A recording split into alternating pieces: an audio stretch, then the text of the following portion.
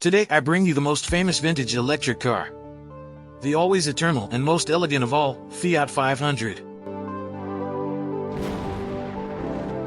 After the Second World War, Italy needed a car for all audiences.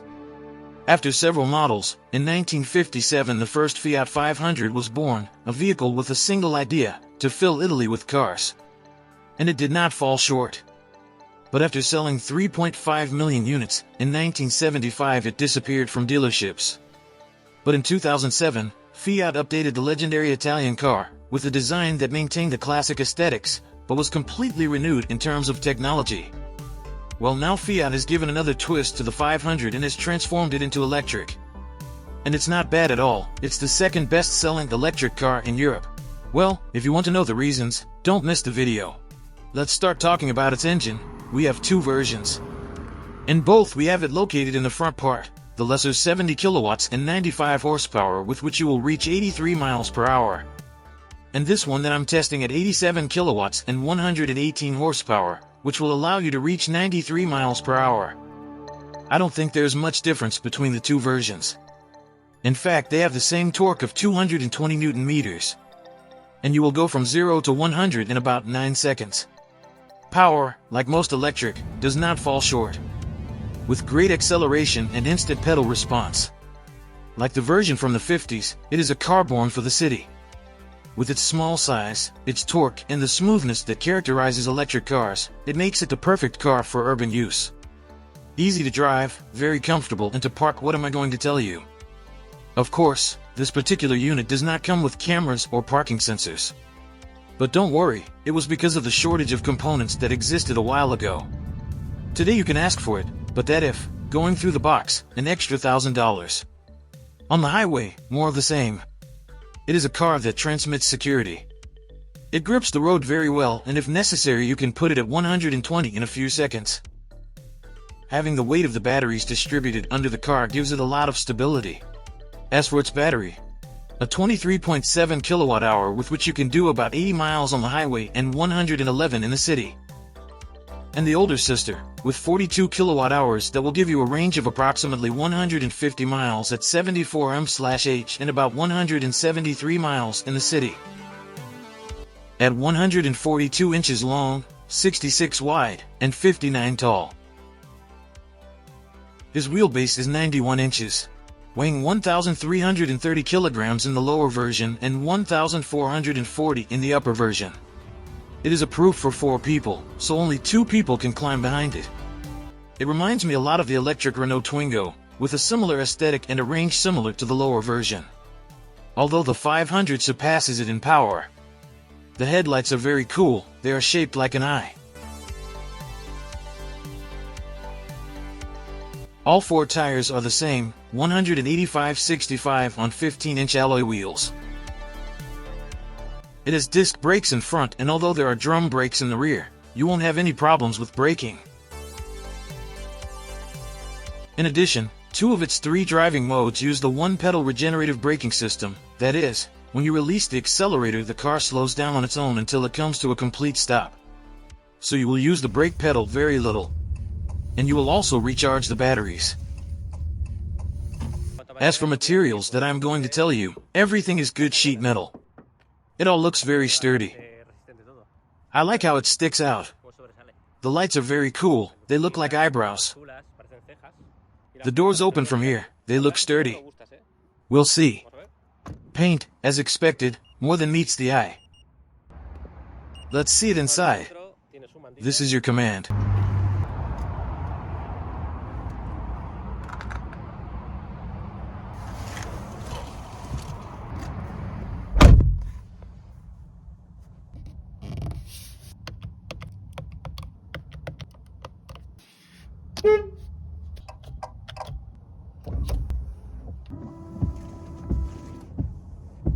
We started from here. As for qualities, we see that there's a lot of shiny plastic. This one thought it was soft, but it's hard too. The same doors, hard plastic. It is not soft rubbery. It's hard. To open the door we have this button. Although you can also open it from here.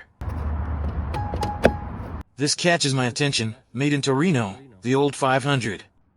Here are the window regulators. It is not necessary to hold it with your finger.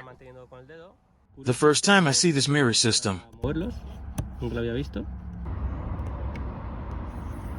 A 10 for the keypad. I love it. How do you know these button panels? I love them. A USB input. Wireless charging of the smartphone. Parking mode, reverse, neutral and driving. From here we change the driving mode, handbrake and radio volume.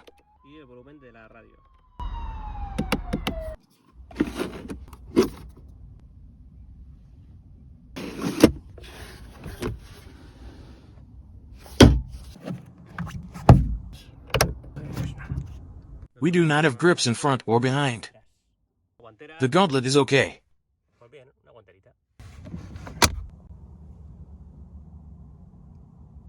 The central screen with the map, battery level, radio, air conditioning, navigation that works very well, and the phone that duplicates the screen here. Let's do a sound check.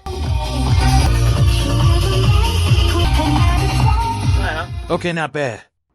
The seat is adjusted from here, up and down, front and behind. We can adjust the steering wheel in height and depth. I like it, for tall people.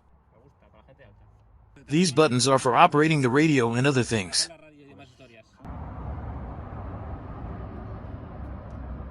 I like the seats. They are made of good fabric. Not like the Renault Zoe that were recycled. Fabric of a lifetime. Very comfortable and ergonomic. The driving position is very successful.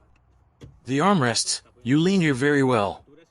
And in height I have quite a distance. There are about 12 centimeters. I measure one with 74. As you can see, there's two doors. To enter behind, we pull this lever. I'm going to get another. I broke my back. I have to upload it so as not to leave the hump.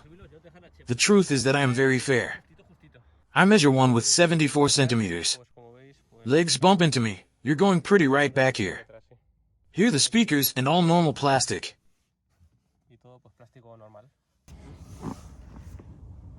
Here a small tray.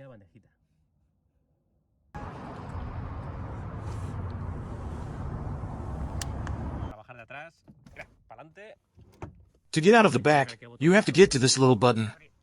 You open the door and go out.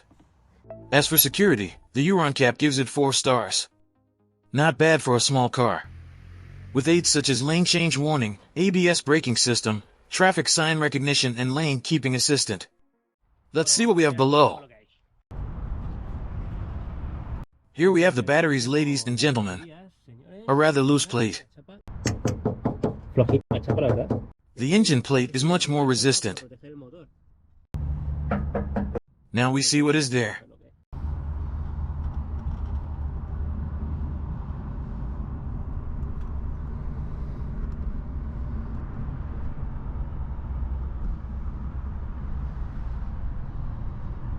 Let's see behind.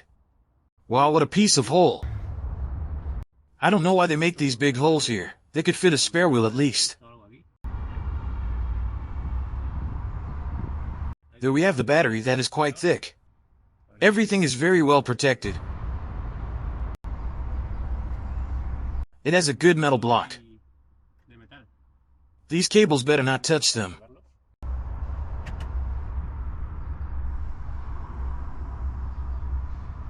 The suspension. The trunk capacity is 85 liters center.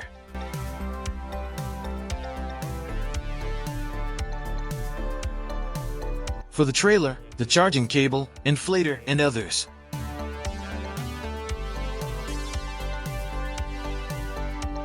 We move the seats forward.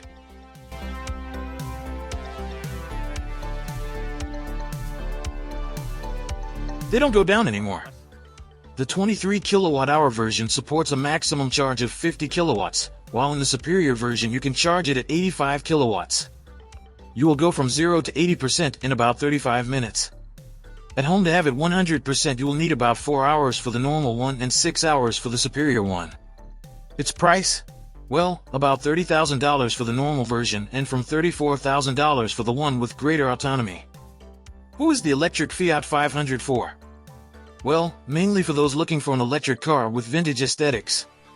And that he moves a lot around the city, where this car will make him enjoy driving like a dwarf. You want to be the first to see my tests of electric cars, motorcycles, scooters and e-bikes? Well, subscribe and you will not regret it.